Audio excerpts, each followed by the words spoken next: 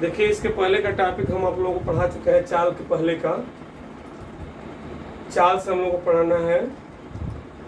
आप लोग इस चैनल को सब्सक्राइब कर दीजिएगा, श्री चैन राम बाबा ऑनलाइन क्लासेस के नाम से। ये हम लोग का यूट्यूब पर चैनल है। यूट्यूब पर मारेंगे सर्च श्री चैन राम बाबा ऑनलाइन क्लासेस तो आ जाएगा। कैपिटल लेटर में लिखना है श्री चैन राम बाबा ऑनलाइन क्लासेस। और इस पर ये जाहिर है वीडियो पर सर्च मारेंगे वो हरे वाले पर, ग्रीन वाले पर, लिंक पर, तो आपका जो खुलेगा तो उस पर सब्सक्राइब कर दीजिए। सब्सक्राइब करने से आपको लाभ ये मिलेगा कि जो ही लोड करेंगे हम वीडियो तो तुरंत आपके यहाँ पहुँच जाएगा। सबसे पहले आप लोग पढ़ लेंगे तो इसको ध्यान रखेंगे।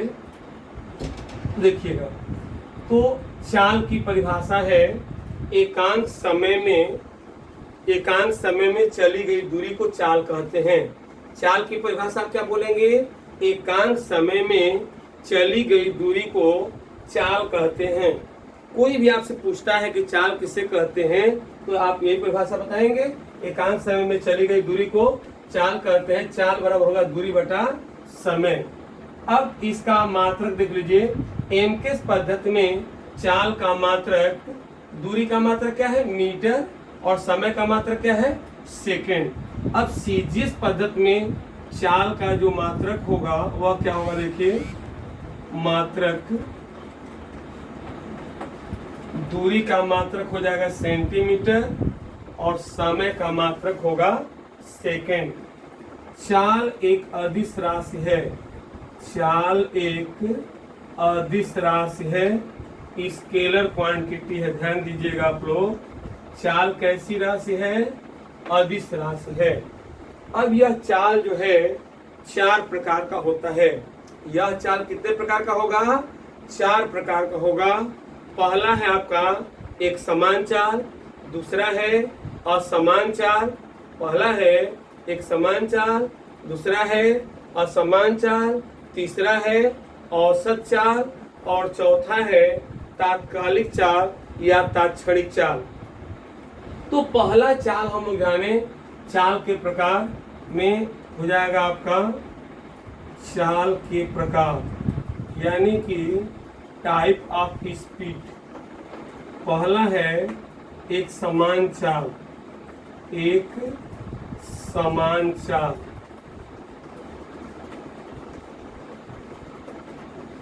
एक समान चाल की परिभाषा है। इसमें एक समान चाल की परिभाषा है कि यदि किसी वस्तु द्वारा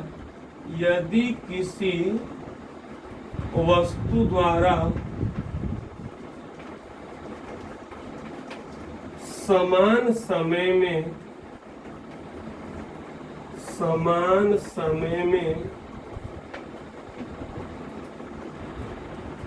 समान दूरी तय की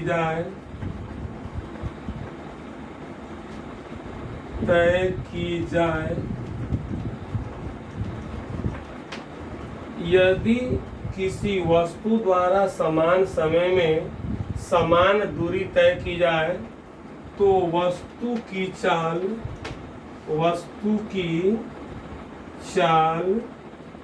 एक समान चाल कहलाता है। एक समान चाल कहलाता है।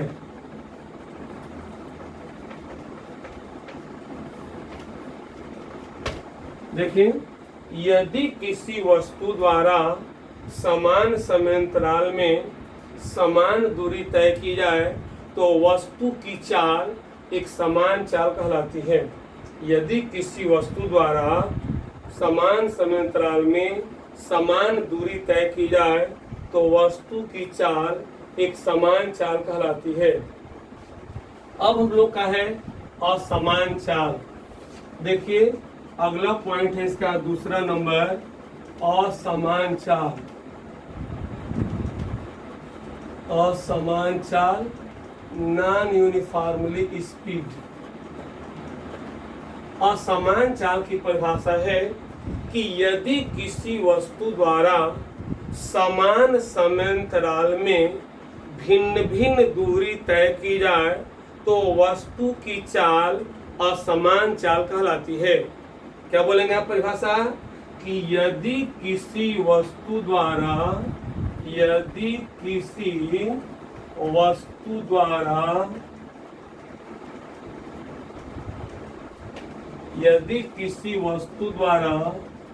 समान समयांतराल में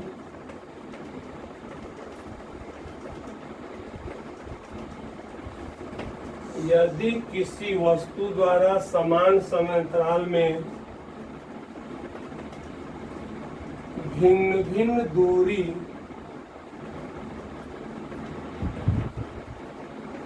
तय की जाए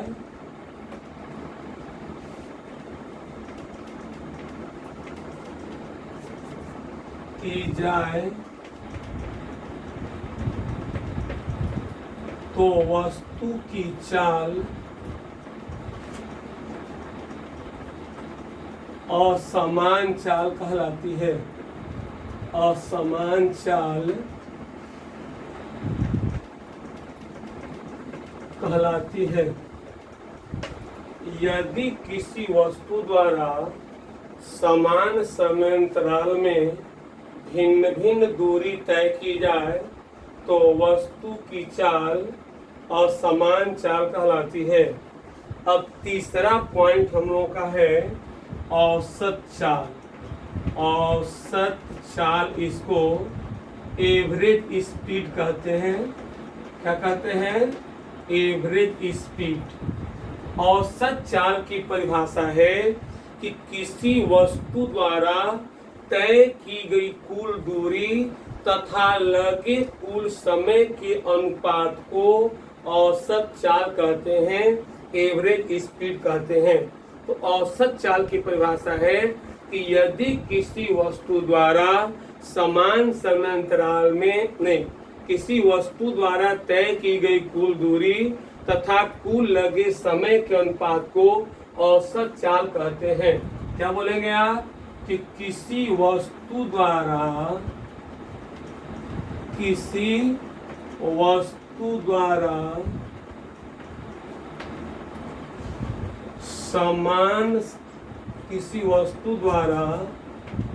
तय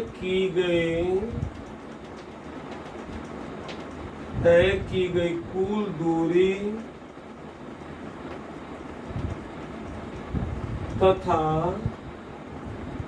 कुल लगे समय के अनुपात को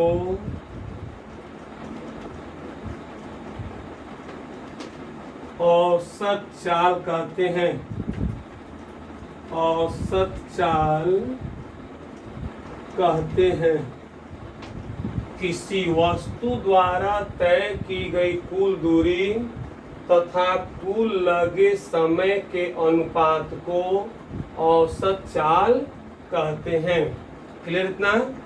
अब हम लोग का है औसत चाल का सूत्र। औसत चाल बराबर होगा कुल तय की गई दूरी, कुल तय की गई दूरी अब बटा में कुल लगा समय, कुल लगा समय। औसत चाल का हो जाएगा कुल तय की गई दूरी भी average delta S by delta T, या इसको आप ऐसे भी लिख सकते हैं V bar is equal to delta S by delta T. अब चौथा पॉइंट हम लोग का है इसमें तात्कालिक चाल या तात्क्षणिक चाल। चौथा पॉइंट हम लोग का है तात्कालिक चाल या तात्क्षणिक चाल। देखिए तात्कालिक चाल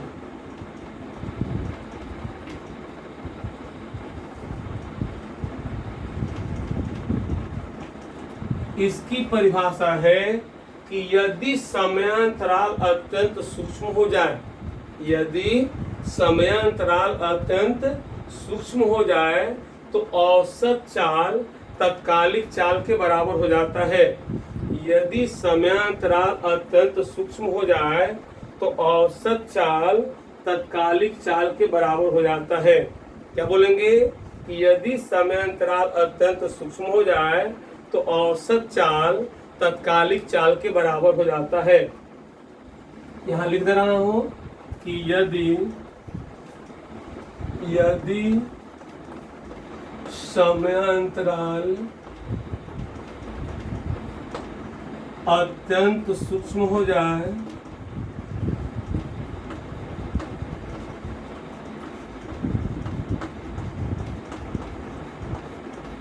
तो औसत चाल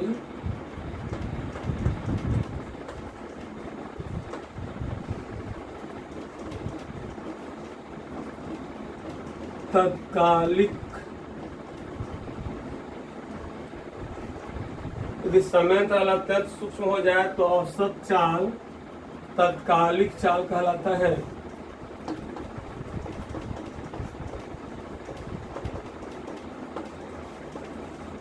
देखिए कैसे, आप देखिए v बार इक्वल टू है आपका delta s by delta T.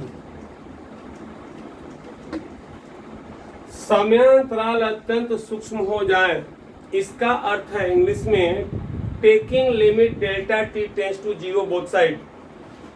Taking limit delta T tends to zero both side. Limit delta T tends to zero v bar equal to limit delta T tends to zero delta s by delta T. Limit delta T tends to zero v bar equal to limit delta T tends to zero delta s by delta T. अब ये v बार जो है v हो जाएगा, क्योंकि यही तत्कालिक वेग होता है। और डेल्टा s को कहते हैं हम लोग, डेल्टा s को ds कर सकते हैं, डेल्टा d में कन्वर्ट हो जाता है। यहाँ पर फिर ये d जो है डेल्टा क्या हो जाएगा d, तो v इज इक्वल हो जाएगा ds by D T. v equal to क्या होगा ds बाई डी टी। का ये जो पॉइंट होगा v equal to ds upon D T. अब है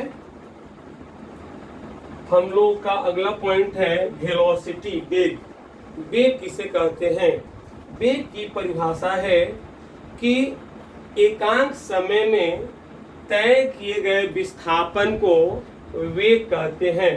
वेग की परिभाषा है एकांक समय में किसी वस्तु द्वारा एकांक समय में तय किए गए विस्थापन को वेग कहते हैं। आप लोग आसानी से इसको लिख सकते हैं, जैसे मैं बोल रहा हूँ उसमें आप लिखते चलेंगे, ठीक ना। आप लोग बोर्ड से भी उतार सकते हैं, मैं इसीलिए आप लोग के लिए मेहनत कर रहा हूँ कि बोर्ड पर लिख रहा हूँ एक एक चीज़, ठीक ना। आप लोगों के लिए इतना मेहनत कर रहा हूँ। आप लोग भाई सब्सक्राइब का बटन ज़रूर दबा दीजिएगा, सभी लोग सब्सक्राइब का बटन दबा दें, मेरा रिक्वेस्ट है। और भाई जो दबाएगा मेरे यहाँ मैसेज भी आ जाएगा, यह लड़का जो है चाहे यह व्यक्ति हमारे लिए कुछ किया है, मेहनत किया है। थोड़ा सा मेहनत करना है, केवल बटन दबा देना है। अब देखिए इसमें अब हम लोग ये पढ़ेंगे वेग, वेलोसिटी। वेग क्या है उसको जानिए। वेलोसिटी परिभाषा में बताए हैं कि किसी वस्तु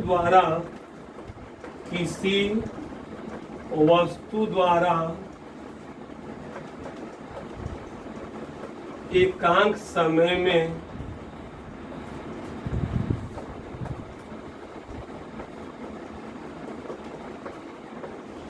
तय किए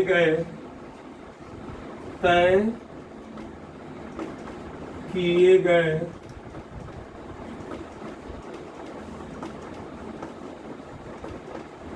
विस्थापन को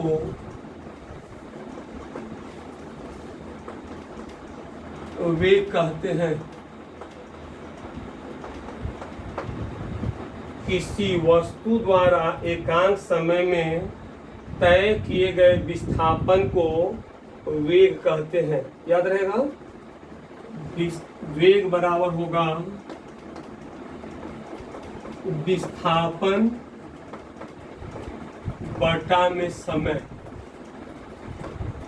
बटा में समय हो जाएगा। अब देखिए, वेग सदिश राशि है। वेग कैसी राशि है? सदिश राशि है, सदिश राशि है। इसका मतलब इसमें दिशा भी होगा। वेग का मात्रक वही होता है जो चाल का मात्रक होता है। अब वेग जो है 4 प्रकार का होता है। जैसे चाल आपका 4 प्रकार का हुआ, स्पीड 4 प्रकार का हुआ, इसी तरह से वेग भी जो है 4 प्रकार का होता है। वेग का पहला प्रकार हो जाएगा आपका, दिख रहे हैं, लिख रहा हूँ, वेग के प्रकार। वेग के प्रकार, वेग के प्रकार में पहला प्रकार है आपका एक समान वेग, एक समान वेग। दूसरा है असमान वेग, और तीसरा है आपका औसत वेग, चौथा है तत्कालिक वेग।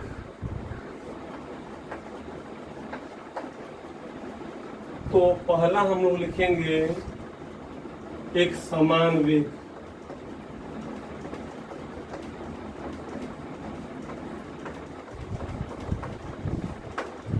देखिए, परिभाषा मैं बता रहा हूं पहले। एक समान वेग की परिभाषा है कि यदि किसी वस्तु द्वारा समान समयांतराल में समान विस्थापन तय किया जाए तो वस्तु का वेग एक समान वेग कहलाता है।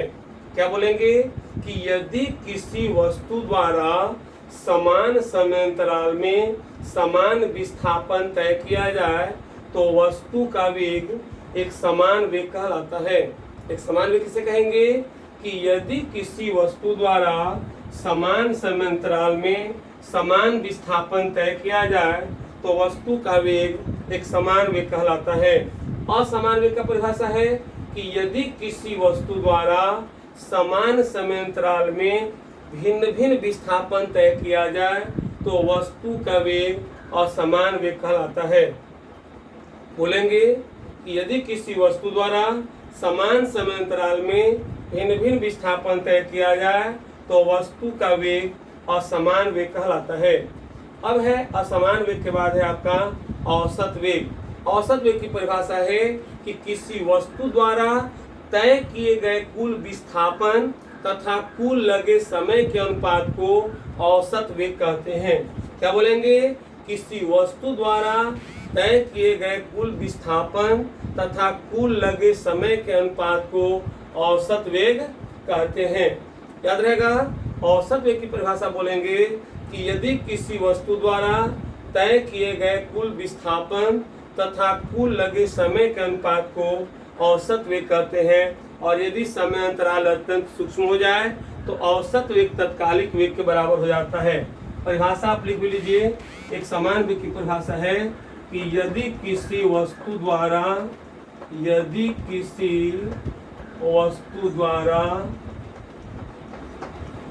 समान समय अंतराल में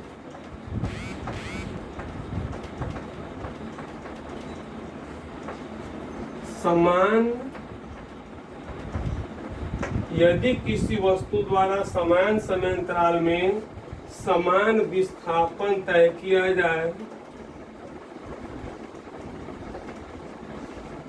जाए तो वस्तु का वेग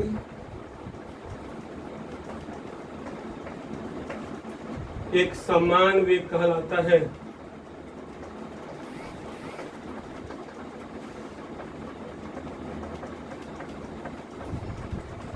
अब है असमान वेग। ऐसे ही है ठीक परिभाषा, थोड़ा सा परिवर्तन करना है इसमें।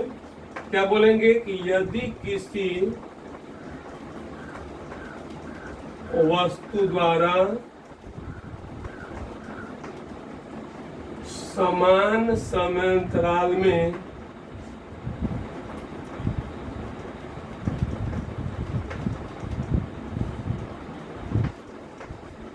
भिन्न भिन्न विस्थापन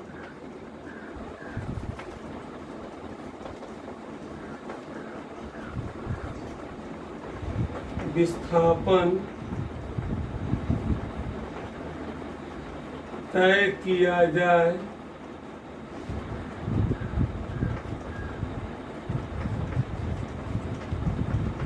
तो वस्तु का वेग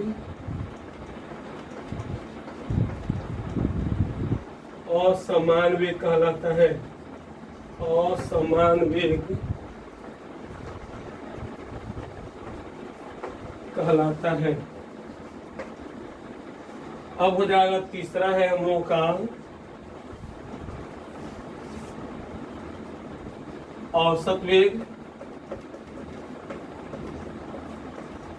औसत वेग दिख रहा है ना सभी लोगों को। औसत वेग का परिभाषा बोलेंगे किसी वस्तु द्वारा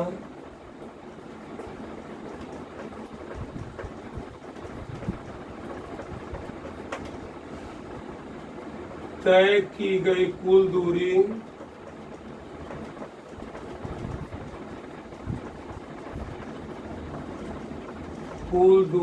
तथा एक सेकंड गलत हो गया, कुल विस्थापन होगा यहाँ पर। कुल विस्थापन वस्तु द्वारा तय की गई नहीं होगा, तय किया गया होना चाहिए, थोड़ा सा मिस्टेक हो गया। तय किया गया कुल विस्थापन तथा कुल लगे समय के अनुपात को औसत वेग कहते हैं। इसको क्या कहेंगे आप? औसत वेग कहते हैं। तो द्वारा तय किए गए कुल विस्थापन तथा कुल लगे समय के अनुपात को औसत वेग कहते हैं। अब हम लोग पढ़ेंगे तत्कालिक वेग। वही फार्मूला होगा फिर यहाँ पर भी v bar equal to delta S by delta T. वही चीज सेम लिखना था जो पहले लिखे थे। अब तात्कालिक वेग वैसे ही हो जाएगा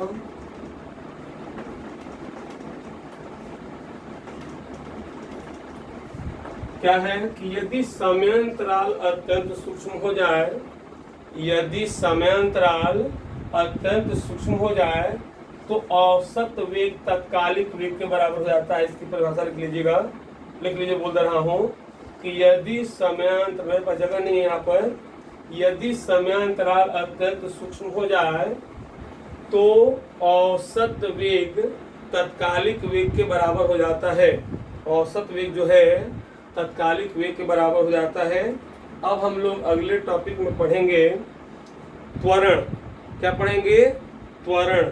त्वरण क्या होता है उसको जानिए।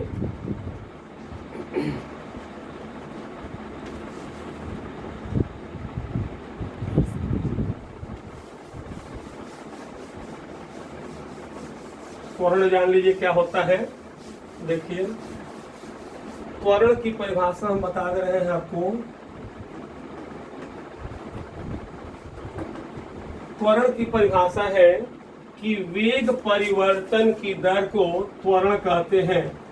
वेग परिवर्तन की दर को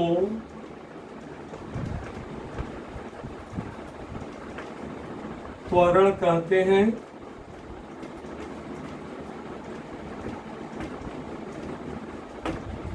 वेग परिवर्तन की दर को त्वरण कहते हैं। त्वरण बराबर हो जाएगा वेग परिवर्तन बटा में समय। वेग परिवर्तन बटा में समय। त्वरण बराबर होगा वेग परिवर्तन अब बटा में समय। देखिए त्वरण को ए से प्रदर्शित करते हैं, त्वरण को किसे इनके करते हैं, ए से। अब एक बात और सुन लीजिए, मान रहे हैं कि किसी वस्तु का प्रारंभिक वेग u है और अंतिम वेग v हो जाता है। क्या मान रहे हैं कि माना कि किसी वस्तु का प्रारंभिक वेग u और अंतिम वेग v है तो v माइनस u हो जाएगा। अब त्वरण a बराबर होगा, वेग परिवर्तन लगाइए यहाँ पर v माइनस u और अपान में समय t है, ये हो जाएगा a is equal to v minus U by T. त्वरण a इक्वल टू क्या होगा, v minus U by T. अब जानिए कि त्वरण जो है ये भी 4 प्रकार का होता है। कहेंगे सब 4 प्रकार का हो रहा है, तो जान लीजिए कैसे हो रहा है। पहला है आपका एक समान त्वरण, एक समान त्वरण।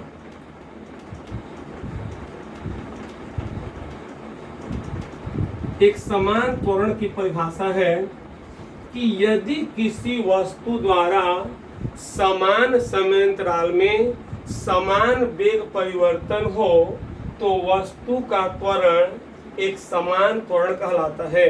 क्या बोलेंगे कि यदि किसी वस्तु द्वारा समान समयांतराल में समान वेग परिवर्तन हो तो वस्तु का त्वरण एक समान त्वरण कहलाता है।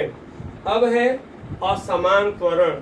असमान त्वरण किसे कहते हैं, तो असमान त्वरण की परिभाषा है कि यदि किसी वस्तु द्वारा समान समयांतराल में भिन्न भिन्न वेग परिवर्तन हो तो वस्तु का त्वरण असमान त्वरण कहलाता है।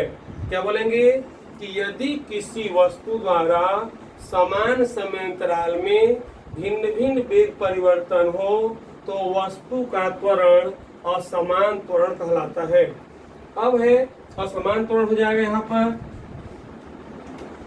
असमान त्वरण। अब तीसरा हो जाएगा आपका धनात्मक त्वरण और चौथा हो जाएगा आपका ऋणात्मक त्वरण। मैं बोल रहा हूं वो भी सुन के आप लोग लिख लीजिए। देखिएगा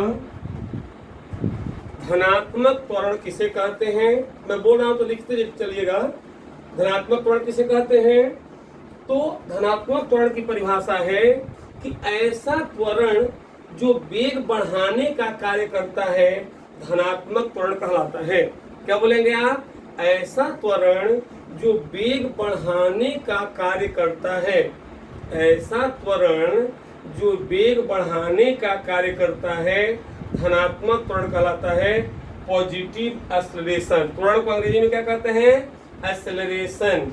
आप लोग देखते होंगे मोटरसाइकिल में एक्सीलेटर होता है जिससे आपकी गाड़ी आगे चलने लगती है। यदि वो एक्सीलेटर न लगाया जाए तो आपकी गाड़ी आगे नहीं बढ़ेगी। अब हो जाएगा आपका ऋणात्मक त्वरण। तो ऋणात्मक त्वरण की परिभाषा है, ऋणात्मक त्वरण की परिभाषा है कि ऐसा त्वरण जो वेग घटाने का कार्य करता है ऋणात्मक त्वरण कहलाता है। ऐसा त्वरण जो वेग घटाने का कार्य करता है ऋणात्मक त्वरण कहलाता है। याद रहेगा आप लोगों को, ऋणात्मक त्वरण किसे कहेंगे, तो ऐसा त्वरण जो वेग घटाने का कार्य करता है ऋणात्मक त्वरण कहलाता है। क्लियर इतना।